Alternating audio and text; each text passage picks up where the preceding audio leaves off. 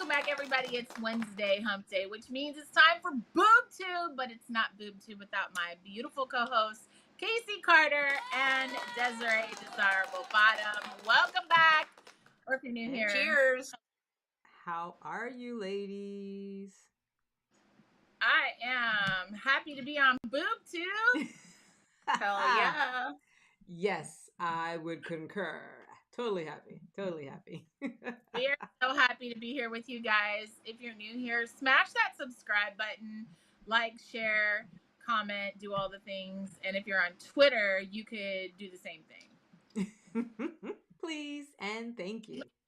Yes, please and thank you. No matter where you're watching, show us some love. But so Jason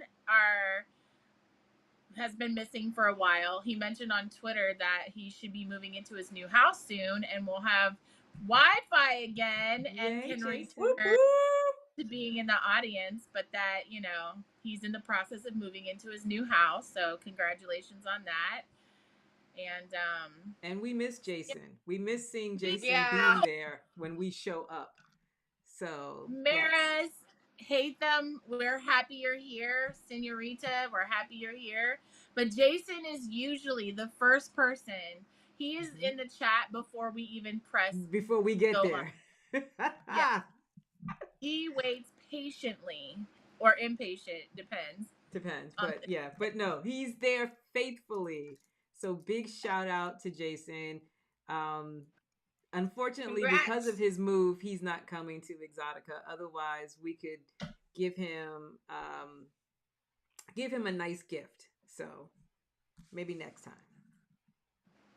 I am unsure, Angel-Eyed, where are you live? But we have a very packed show, so we're just gonna dive right in because I don't know about y'all, but I have a very long list of things that we've missed from prior weeks.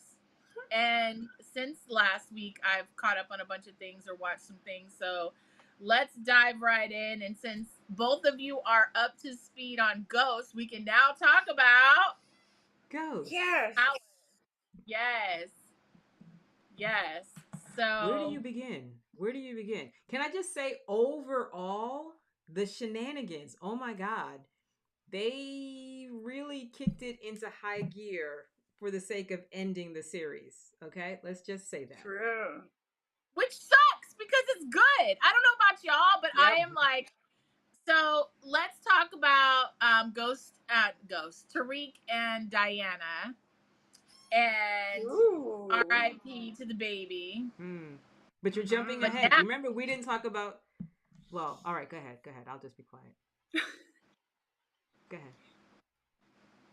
What do we not talk about? No, just go. I'm gonna follow your lead. Go. Oh, okay. I was just gonna say how Diana went from being so maternal and soft, and now she's decided she wants to be a gangster. Stone cold. But gets somebody's head off. Yeah, gets into the mix and then panics. But who does she call? Tariq. Yep. So, yeah. I didn't like that lady anyways, Felicia. She got on my nerves. She, I thought it was real petty of her. Like, it just seems, even though she claims, I didn't know, it seemed like kicking her and, beating her up in her belly was intentional. There's so many other things she could have done, but to knock her down to the ground and then kick her in the belly seems so very intentional. She knew because remember when they were in the house, there was all that baby stuff, and she took that thing and was like, "Oh, you're donating it to the whatever fund." And that's where I was just like, when Michael Ealy asked her about it, she was like, "No, how could I know?" I'm like, "Bitch, really?" Yeah. You knew. Please. You knew exactly what you were doing. Mm-hmm. Well, she got hers in the end. She got hers. Although I am curious to see what happens. What happens with her son? Whether anything. Yeah. I'm hoping that not, was an unexpected twist. Yeah. But or what about Kane what is it, Kane Kane. and Noma. I Yeah, know. when he was like, want to marry me and I want to, Yeah. Well, see, make it official. this is how it gets complicated because I feel like they're gonna get married so that they can get her papers. Yes. But his mom they're now working with Carter or Michael Ealy's character. Carter. To take Noma down, which means inevitably Kane's gonna fall under with her, and so this is not. And it's funny because I'm trying to understand what is Kane up to, because you walked away from Noma to go check on old girl. You connected with her, and I'm drawing a blank on her name. That's why her name is currently old girl. You connected. Effie. Yeah. Thank you. Effie. You go with her to set up a situation. You bring her back to the house. You tell her you care about her and la la la la la, and then you're like, yeah, I gotta go. I gotta go see Noma, and then you get to Noma's, and you're like, marry me, even though you're trying to portray it as just business. I'm like, wait, you just left that girl at your place. Like, she just told you she'll wait for you to come back. I'm going to tell you what it is. Are you doing? It's a power play. He wants to prove to his mom that he's not just the errand boy, that he's not just a piece of ass, that he has. I don't know that he intends to fuck Noma over, but I definitely think that it's I want to prove you wrong, or I want to be in a position of power so you can finally respect me and validate me as a man. Because, what's her name? Monet. It's very disrespectful. I mean, the way she talks to Kane, in my opinion, is very disrespectful. And he's her firstborn. Come on now. Yeah, the way she talks to Kane is just, in my opinion, I understand being honest. If your kid's a fuck up, they're a fuck up. You say, hey, you're a fuck up, but like, never in any situation does she ever give him any type of acknowledgement, accolades, validation. And there's this like innate urge to prove to her, I am a man and you're going to respect me as a man. And I'm a gangster, because remember last season he kept telling her, when you needed something to be done, you always came to me. It was Kane, go knock this person off. Kane, go clean up this mess. Kane, do this, do that. And he said to her last season, you come to me when you want something done and you wanted me to be your cleanup boy, but then when it was done, you didn't give me any type of accolades. Yeah. And that's the thing that I think frustrates me a lot about the relationship between the two of them, because all Kane wants to do is please her. He wants her to be happy, love him, whatever. And it's funny because there's a part of me that's like, when she had that aha epiphany moment after being shot, and then I think there were flashbacks to when she was young with the kids and all of that. You're like, at some point Kane was the only child you had, and you took Kane everywhere you went, doing all the shenanigans that you did. So at what point did Kane become persona non grata, and you treat him like shit on the bottom of your shoe? Like, I don't understand, especially when Kane genuinely, like, everything he does, like you're saying, Kari, is to get his mother's acknowledgement. And she just, it's like she refuses to do that. But she also gives Diana a hard way to go. And I'm like, that relationship is a little wild and crazy as well, because again, she had the epiphany after being shot, and she wants to be loving and caring and kind and all of those things, and you see and that lasted all of 0.5 seconds. No, but to some extent, though, she, when it comes to Diana, Drew always got her love, But when it comes to Diana, she's been a lot kinder to Diana than she had been. But still, I don't quite understand. I don't quite understand the relationship with Kane. I really don't, because I think at this point, Kane has done enough to prove he can run with the big dogs.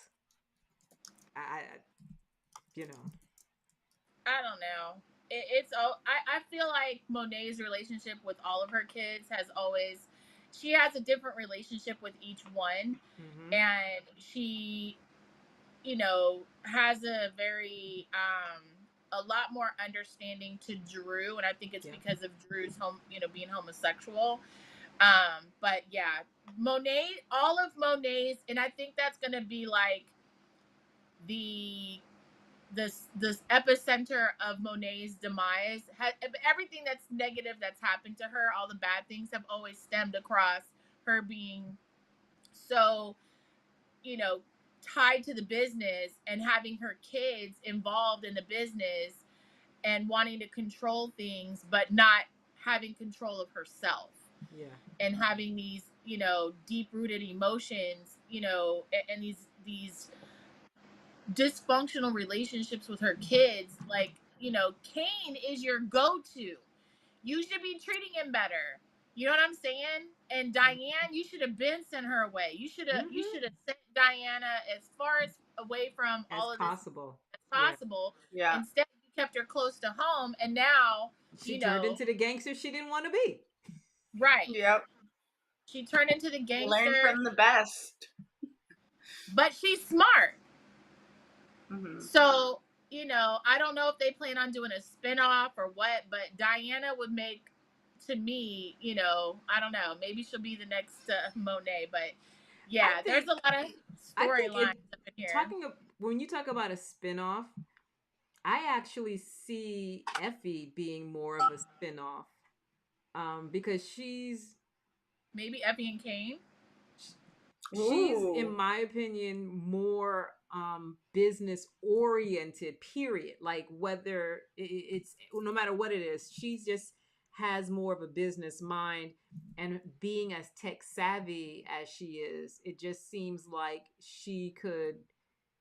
they could build a story Right. with her, especially with her talking about wanting to go to California. I mean, that gives you a chance to take something to the West Coast and do a little something that way. But Yeah. I also thought the what's his name, Braden. Yes. Yep. Braden's a Yep. mess. He is a mess. Yep. He is the weakest link. Hello. He is okay. So I think that there are some important things that Mm-hmm. they're incorporating into the storyline, and with Braden, the key point that they're making there is that you don't use your own supply. Mm-mm. Okay, Never if get you're high gonna on your sell, supply. right, you're either gonna sell or you're gonna use, but you can't do Can't both. do both. You Not can't do both. successfully. Can't do both Right. successfully. And that this is showing how Braden, who used to be a lot more controlled and a lot more Mhm. level-headed, has clearly fallen off the deep end. And and I think that that's the setup for like how things end, is it somehow some way, because you remember Braden came and saved the day last time. Yeah. That's how this Yep. started back up, was he rolled in and came and got Tariq. But if he's too high to function, if he's too high to be there, and not only that, but Tariq has lost faith in him anyways. Like, this whole watching him get high thing has really He's put over Tariq. it.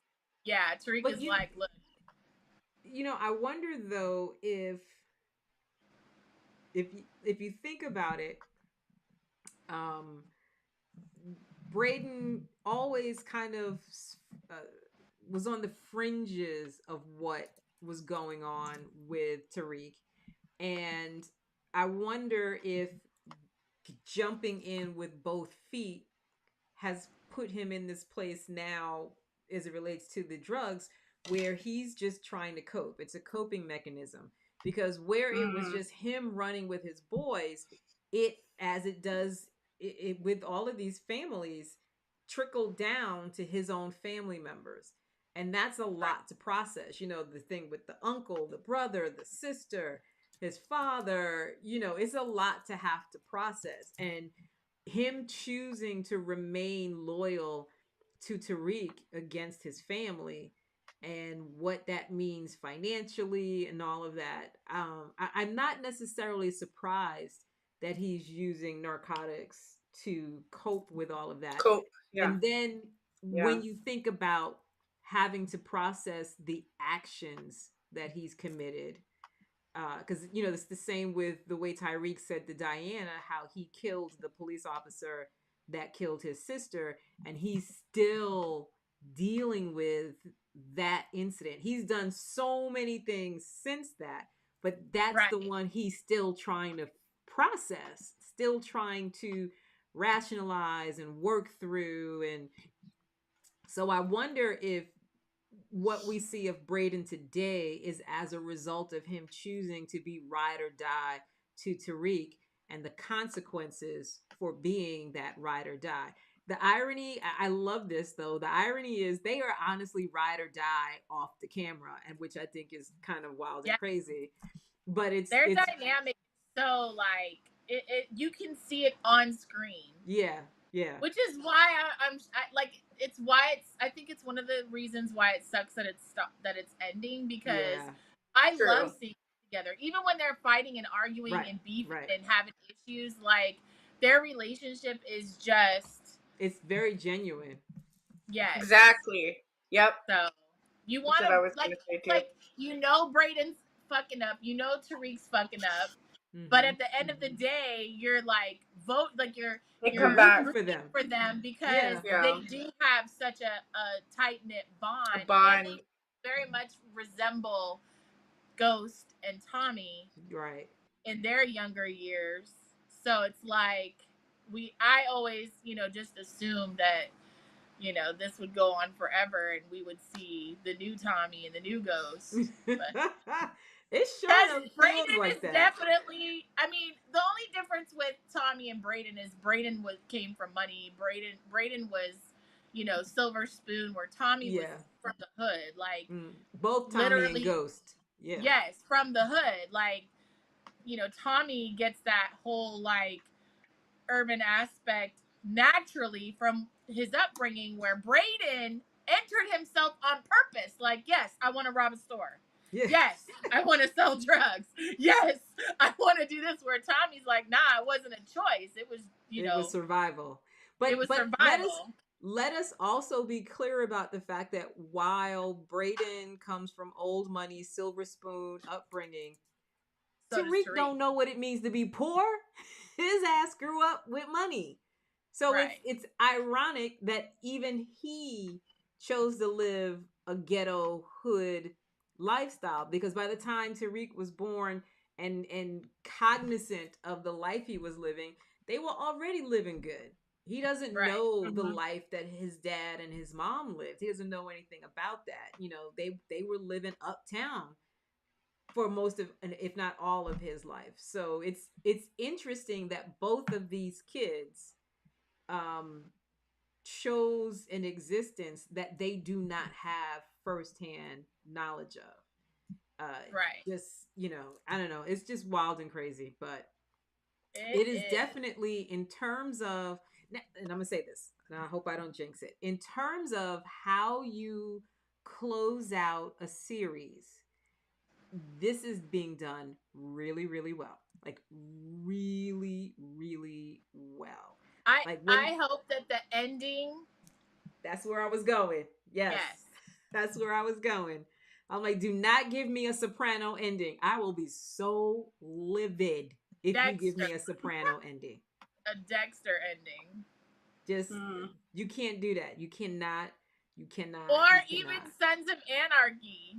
Like there's so many shows that ended horribly. And they were so good up until that moment. So we're hoping. But I have confidence. I feel like they've done such a great job with this whole like series, all of them, that I have faith that Because even when the original Power ended, it ended fantastic. It did.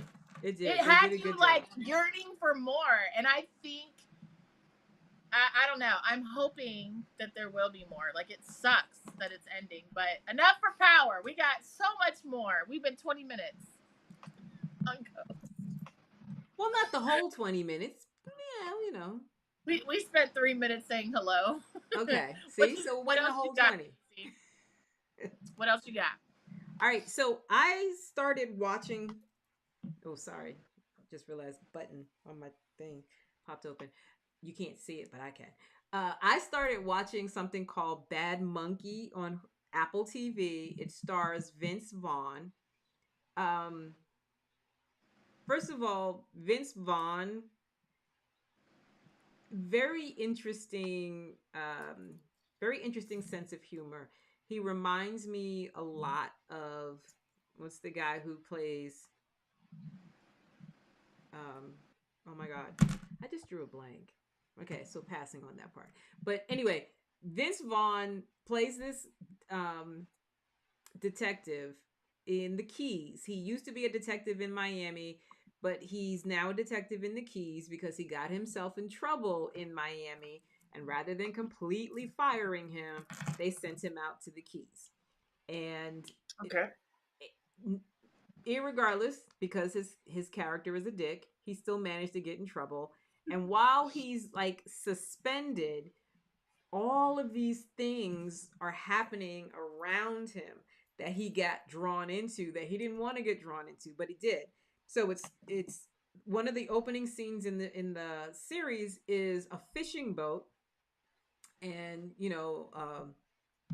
executive type dude on a fishing boat. They hook him up with a pole, and as soon as he gets the pole, he gets something on the hook. And when they scoop out what he had caught, it was a severed arm. That's how the show starts. A severed arm. Oh no. Yeah, yeah. I had been trying to understand the title, Bad Monkey, because I'm like, what the hell? I couldn't make Whoa. sense of the title. But the storyline, it bounces between like 3 or 4 different characters who are not connected, but ultimately get connected by this severed arm. They all manage to cross paths Severed arm. because of the severed arm. And This it is is insane. it's quite interesting in that I spend most of my time trying to figure out what the hell is going on. What are we doing? What are we talking about? Because one minute you're in the Keys, another minute you're in Miami, another minute you're in the Caribbean on an island somewhere with a dude who lives in a little shack on the beach. Um, and then there's the dude with the severed arm who technically is supposed to be dead, but is not, and is trying to Right? he's not dead, but Hmm. he's trying to commit insurance fraud. He's married to this younger Oh no. girl who's got him killing people left, right, and center because people are starting to figure out he's not dead. And everybody connected with the insurance scheme that he had been running is getting killed, and other people are getting blamed. They're stealing I mean, it's like I literally sit here going, "What the fuck is going on? What's going on?" Right? So I definitely recommend watching it because it's very fast paced, the Mm-hmm. storyline, and then there's this one random character, next door neighbor of Vince Vaughn.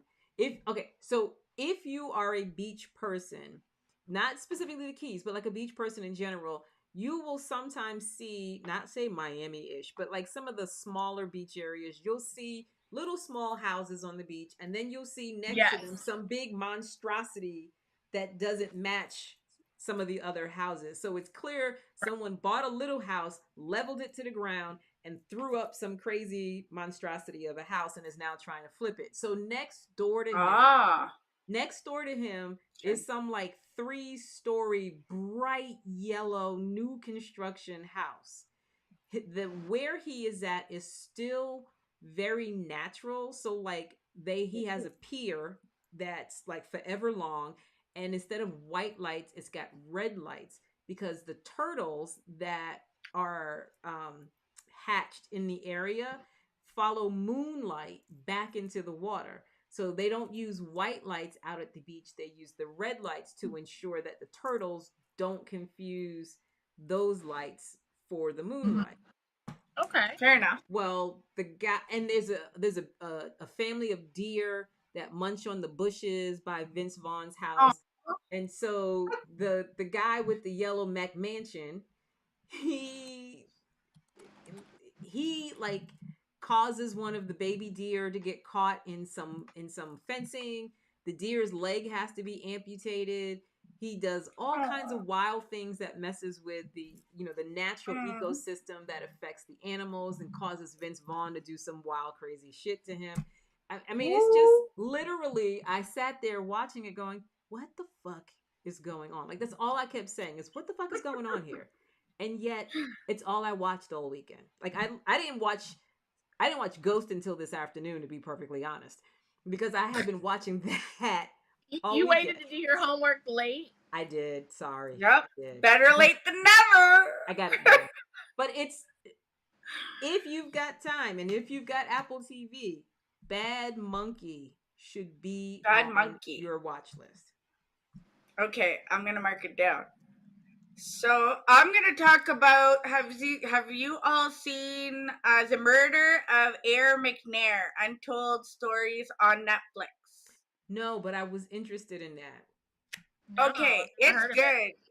It's good. So if you like documentaries, it's for you. If you're like a sports person, it'll be for you as well. Oh, okay. I've seen the advertisement for it. Okay, I don't know. I was just like flicking through. I was like, let's pull this up. I didn't even know this. So I know like a mutual friend, and they're like really versed in sports.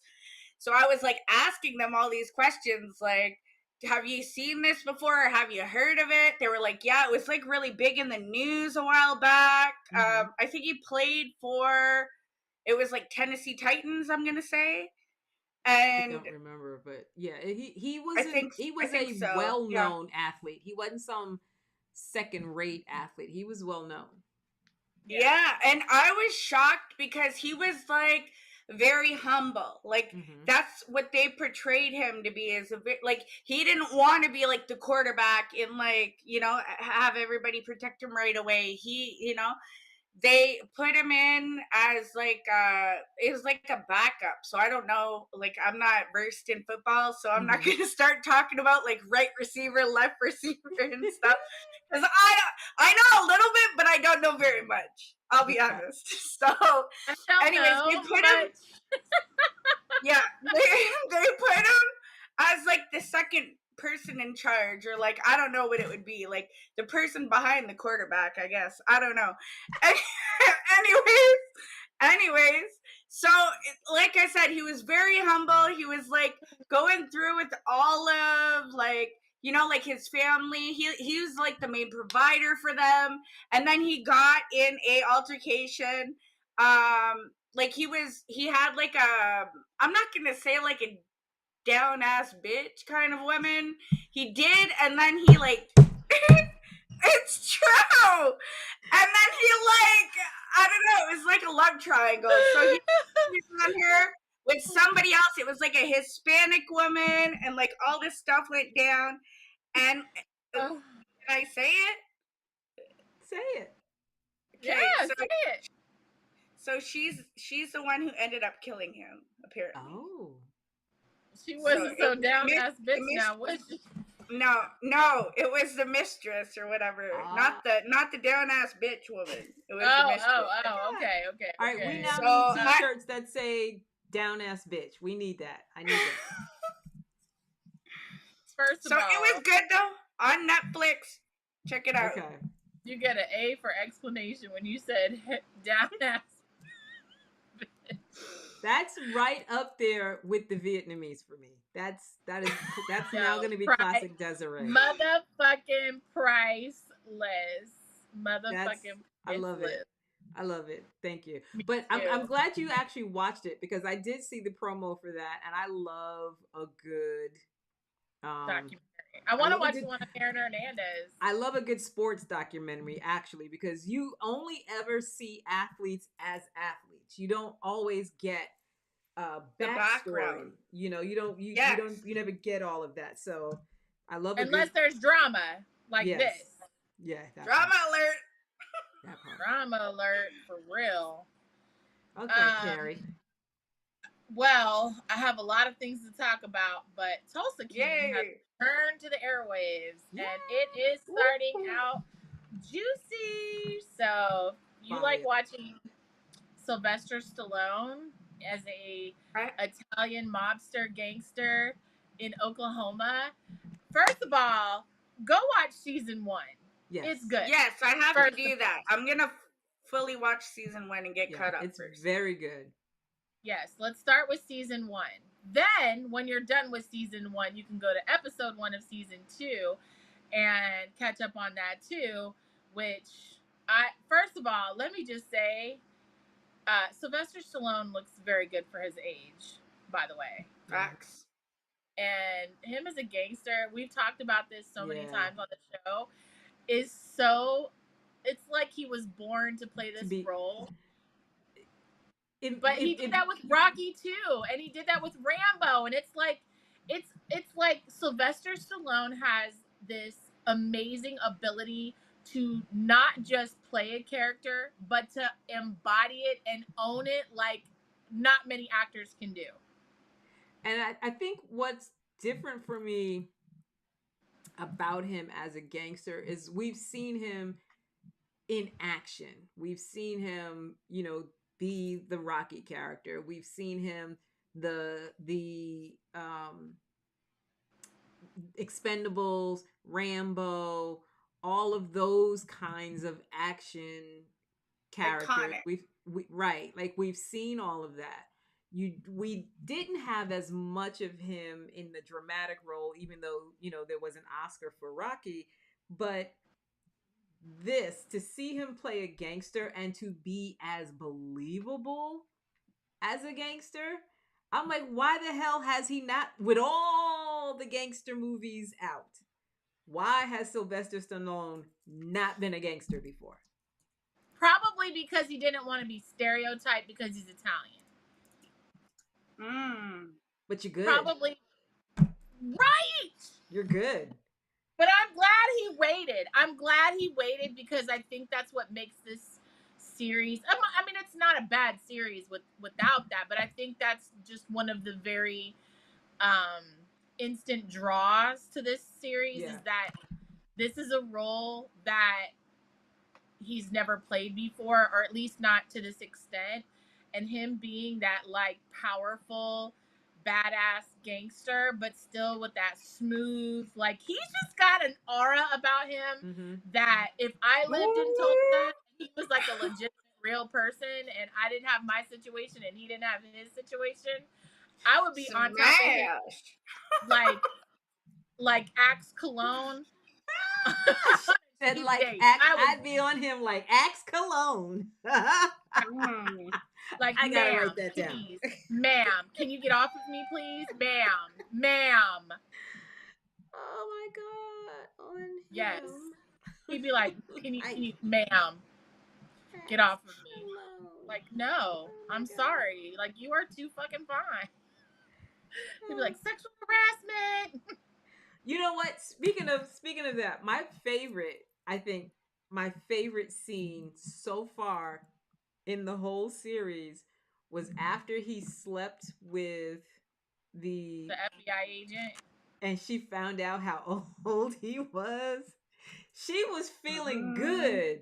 She was feeling good. She loves her little nookie nut. And then she found out he was 70 something. She was like, whoa, wait, what? Now all of a sudden, she feeling some kind of way. I'm like, girl, you done already let it be known it was good. Don't renege now that you know how old dude is. I'd be like, yo, daddy. And he's got money, so like, but and that was before she knew who he was exactly. Yeah, so Tulsa King, Paramount. Paramount. Yes, Paramount. Good stuff. Borrow somebody's login if you don't have one. One of your own. So, what about Diddy? Did you guys hear the juice on him? Who needs It's 1,000 Diddy. bottles of baby oil? Hold up. It's Diddy. Hold up. I just want to know. Who needs 1,000 bottles of baby oil? Facts. Not me. And Look, I have 4 or 5 bottles of lube, and I thought that was a little excessive. Listen, I was just getting ready to say, and that is not the best lubricant to use. I got 2. I got 2, chat. Okay, the fact that y'all have baby oil right there at hand's reach. Okay, see. Well, I'm in my cam station, so someone requests a baby oil, then I can. Yeah, I was gonna say we can glass you out. We can glass you out. All I got here is lip. I also have these from Bad Dragon. Oh wait, hold on. I can do that one. You can only imagine what I do with these. Hold on. Weenie weenie. Here's my giant martini glass. And I love it. See, you should have that for trick-or-treaters. Right? Yeah. I love it. Here's my bag of mini bag. Can you imagine? Could you imagine parents? Oh, you have some good ones. Can we trade? Can we trade?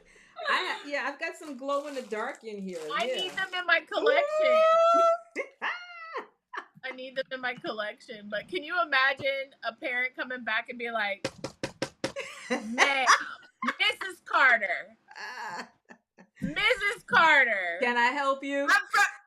I'm from the homeowners association. Excuse me, can you please tell me why my child received this in their Halloween basket, their Halloween thing?" And my question would be, well, what exactly is it? What do you think it is? Well, it's all chewed up, and it's not a gummy. Well, I didn't give it to him chewed up, so I suggest you ask your kid. Okay. Oh my god. But anyway, going back to Diddy. Oh my god. Ooh. Yeah. Yo, it's not looking good. It's not good. Look, first of all, it took them several months to arrest. So they were getting their P's and Q's together, dotting their T's. That's or right. Dotting their I's, because their T's, they had already collected enough stuff to know there was more stuff. So they patiently waited to get this dude. And it's funny because my son called and was, telling me about it, telling me all of the stuff that they got and all of this, that, or the other. And he was like, nobody had seen him really since they did that raid. And then all of a sudden, poof, he's out, and poof, he's arrested. Man. Yeah, bro. It's not looking good. But I'm sure you have some other things on your list, Casey. Yes. Okay. So I watched this movie. I think it's a movie called Uglies on Netflix. Uglies is actually a book in a 4-book series. It's a young adult book written by a gentleman by the name of Scott Westerfield. Uglies is, per the description, a dystopian futuristic society. Basically what it is the world was out of hand, and they thought if we just made everybody pretty, everybody would be happy. There'd be no war. There'd be no fighting. We'd all be good. So, I think... Because that changes everything, right? I think... I don't know if it's their 16th birthday or their 18th birthday. But on some birthday, 16, 18, one of those two, you are taken to this location where they basically give you head to toe plastic surgery to make you over to be pretty.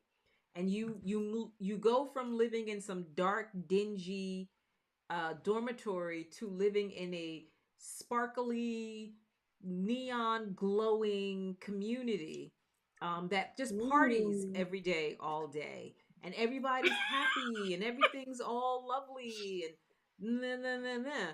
What you Does find that get out, boring? I'm Yeah, sorry. isn't that kind of fake though? Yeah. I'm like, Oh, doesn't that get boring? that's the whole point. The you find out because there's two characters that are very close to each other in the beginning of the story, and the guy turns whatever the age is 3 months before the girl, and they're like, Okay. oh, we'll connect in a month and I'll tell you everything and whatever. So he goes, he gets his procedure, she doesn't hear from him, and then Well, she goes and he's pretty Uh-oh. now. he's pretty now for sure. Yeah. And so she goes and sneaks into Prettyville and finds him, and he looks at her and is like, what are you doing here? You shouldn't be here. Well, as it turns out, not only do you get this full body makeover, you get a brain makeover. Apparently, the procedure puts a Oh. lesion on your brain that basically turns you into an idiot. You Mm. forget, like, you have no feelings. Like, you have absolutely no feelings. Numb. So the pretty and the glow and all of that, you just get kind of lost in that. And she accidentally finds out about this because one of the other people that she meets in the ugly dorm tells her that there's some place you can go where you don't have to have the procedure and so forth and so on. And long story short, it's this other place that she finds out about the brain lesion, and they come up with an antidote because two of the people who live in this other place, the smoke is what they call it, they used to be scientists in Prettyville, and it's not really called Prettyville, but but they used to be scientists there, and they figured out about the lesion, and they figured out how to um, kind of reverse the effect. But they had the only way to figure out whether it works is they had to test it on a pretty, but you can't. Pretties are so spaced out, you can't get someone to just volunteer to become unpretty. So the girl volunteers to become a pretty so that they could use the antidote on her, and that's kind of how the movie ends, where she got pretty, and now you're kind of left in limbo about whether or not she's going to remember that she volunteered to take the antidote. So that's literally how it ends, and I'm like, I didn't like the ending from that perspective. Tell me she does it, she doesn't do it, or whatever. But it's I don't typically do the young adult stuff, but I found it interesting because I felt like it played into this idea that everybody wants to be pretty, and they think Right, being pretty is going to automatically make them happy and automatically make their life better. And it right. so Mm. reminds me of like the Jacksons. Speaking of which, R.I.P. Tito. It reminds me of the Jacksons. It reminds me of the Kardashians. Botched. Botched. Well, not so much the botched aspect of it, but the fact that these folks Mm-mm. get procedures to make themselves pretty. Right. And in Right. some ways, it's altered their appearance to the extent that one person got a procedure and then everybody else gets a procedure so that they all still look alike, but you don't really know what they They're not. actually look like because everybody's gotten a procedure of some kind. So it's quite fascinating because at the end of the day, like, you look at a Kim Kardashian and you think, oh my God, she's got everything she wanted, And then when you kind of delve into her life, you're like, oh, none of y'all are really happy. For real. You're not really happy. You just look pretty. It's a facade. Yeah. So it's kind of what it reminded me of. So it's one of those movies where if you ain't got shit else to do, okay, carve out 2 hours, and it ain't even 2 hours long, but carve out 2 hours, and it's worth watching. It is called Uglies. Uglies on Netflix. It's a filler.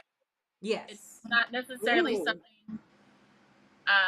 Spicy Link University podcast with Jake Lebowski says similar to the Surrogate movie where everyone's remote body was hot and perfect. Oh, okay. Mm-hmm.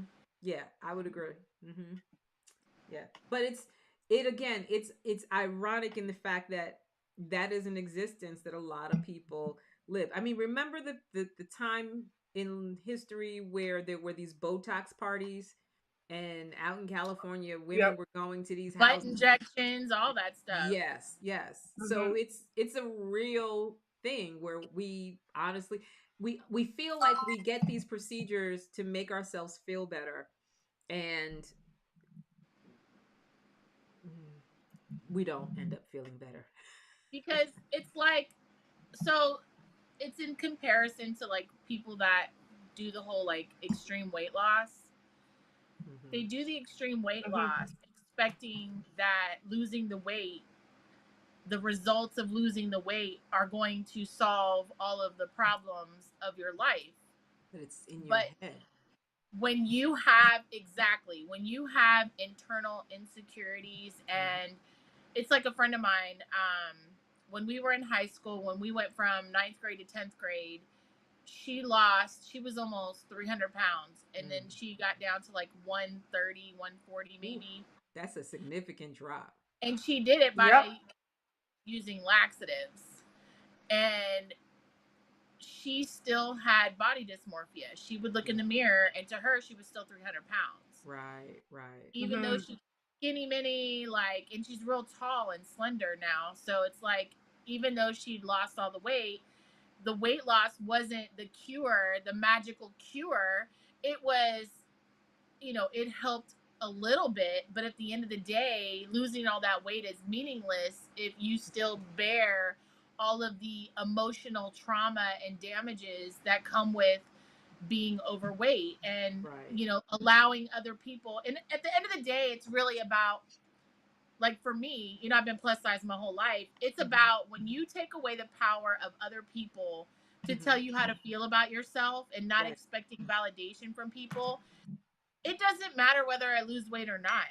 I'm beautiful how you feel. As is. Right. Yeah. So, and what's interesting about dropping all the weight, thinking that that's going to make you look better to other people, make you look better to yourself.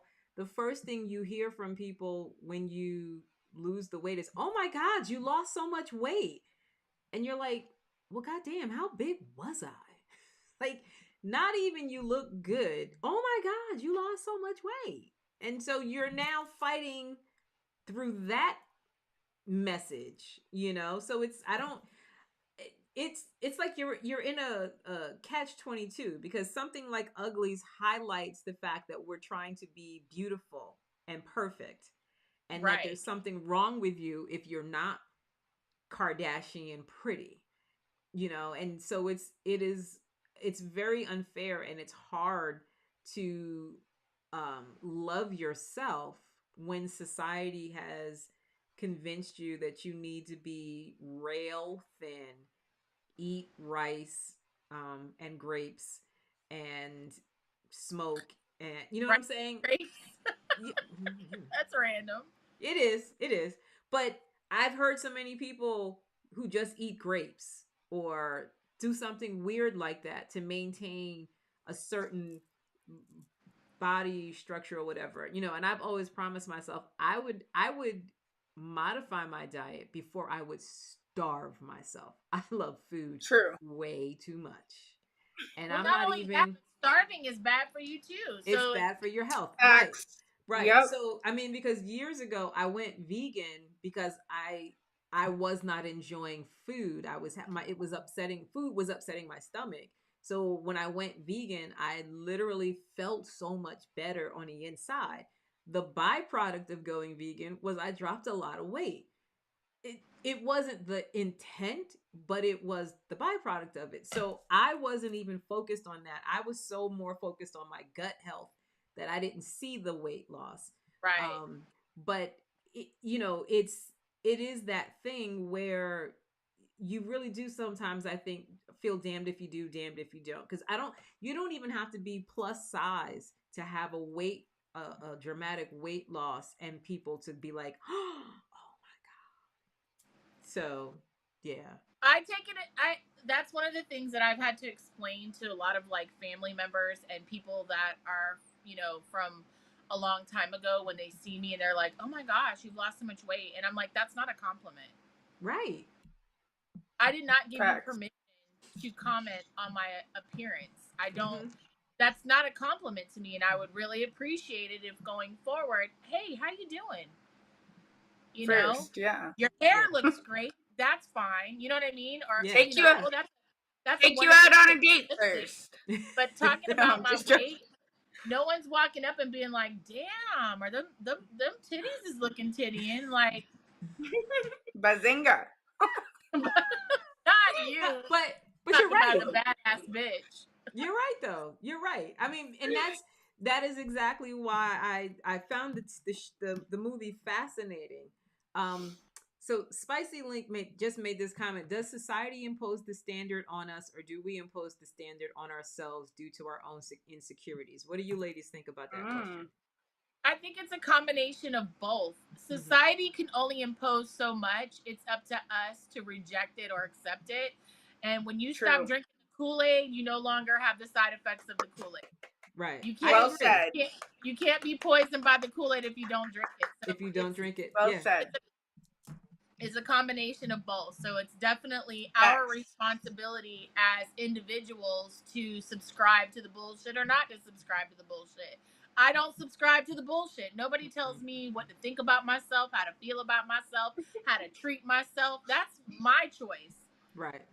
And no one else, and that, again, that goes back to also being in control of like allowing, when people say, "Oh, you've lost weight, you're looking beautiful," like, I looked good before, so I don't appreciate the first thing that you say to me. Like, if you're in conversation and it's just like a random topic that comes up, then that's one thing, but it's something that usually people say instantly, and it's like, yes. Nah. Yeah. And unless you know a person and know whether or not it's health related, it's diet change or whatever, it's like you can't instinctively want to go to, oh my God, because like I said, it just seems to highlight in a negative way. It's not a compliment when you say it like that. It's just not. So yeah, it's not a compliment at all. Mm-mm. The fact that you're basing your conversation with me off of my body, unless it's my business.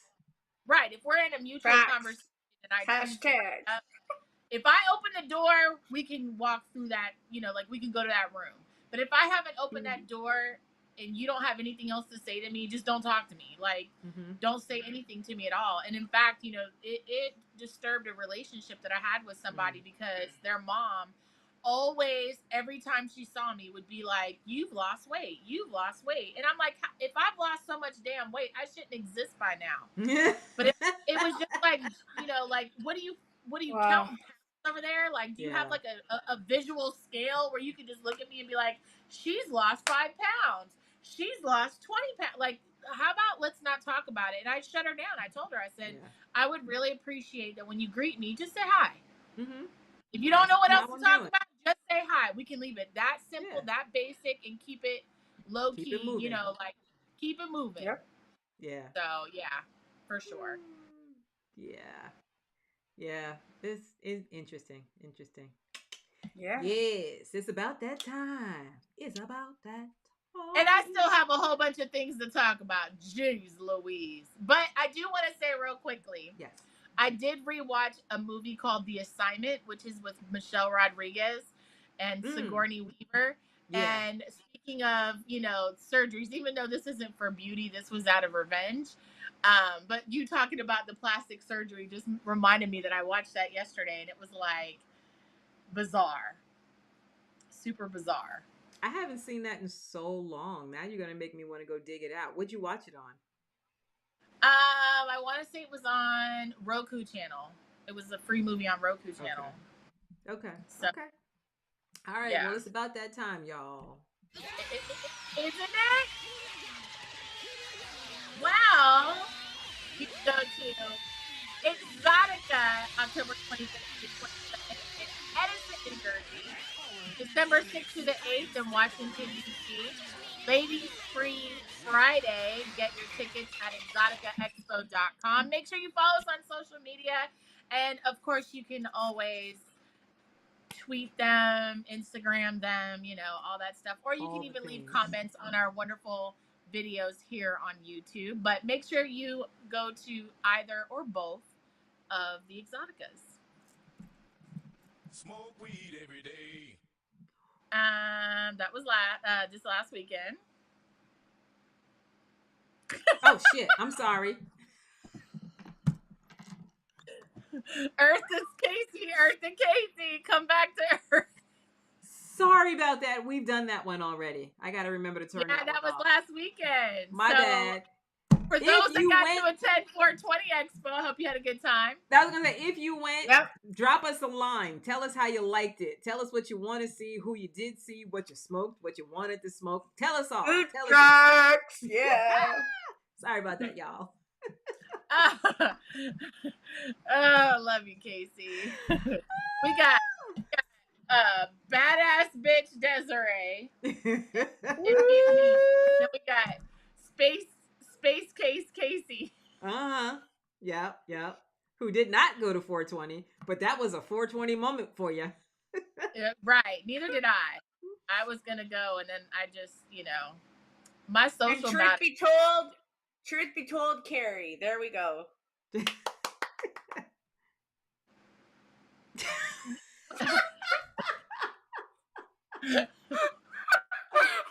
all needed something. Not put that much pressure on me. No. We all needed something, right? I love this. No. You make me sound like, no. I need something like, I can't even think of it. See, that's how you know I'm tired. I can't even usually we need like super slaying Kari? No. I don't know. I have to be like, give me like dingy Kari or like, don't give me some like no, it's got to be something that's like crazy Kari. I don't know. Crazy Kari. Something in the comments. Tell us something in the comments. Not a superhero. I'm more like the boys. Oh Lord, the anti-superhero. The anti-superhero. Okay. Look at Desiree over there. But make sure you guys follow us on social media. We love to interact with you guys. We love when you subscribe to the YouTube channel and comment, like, follow, share, all those things. And we love talking to you guys on social media. So please, I'm on Twitter, Platinum PUZZY, the number 1, or you can find all my stuff at queenofbbw.com. But yes, please follow, like, share, subscribe, do all the things. All the things. We will see you guys next week, next Wednesday, 9 p.m. Eastern Standard Time, right here, whether you're watching us on Twitter or YouTube or wherever on the internet you may be tuning in. We are happy to see you. Also, BoobTube is on TikTok. BoobTube TV on TikTok. I haven't posted anything yet, but okay. Follow. Coming soon. I'm working on it. So, with that being said, we want to say thank you for watching, and we hope to see you next week. Back to you, Casey. Peace out, y'all.